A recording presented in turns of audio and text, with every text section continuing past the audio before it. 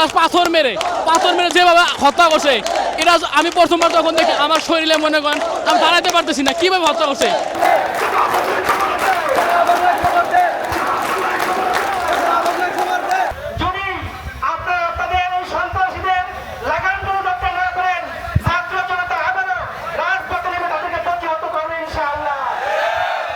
বাংলাদেশের নতুন করে যারাই বেশিরভাগকে করতে আসবে, যারাই চালাবাসি করতে আসবে, পুরো ঢাকাবাসীকে সাথে নিয়ে, বাংলাদেশকে সাথে নিয়ে ইসলামী ছাত্র শিবির তাদের প্রতিহত করবে ইনশাআল্লাহ।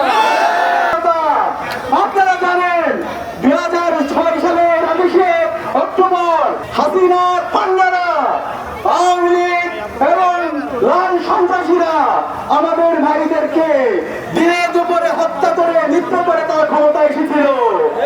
বর্তমানে সেই ঠিক প্রবেশে দল আবার পাথর দিয়ে মানুষ হত্যা করে তারা আবার ক্ষমতায় শাসন করার চেষ্টা করছে।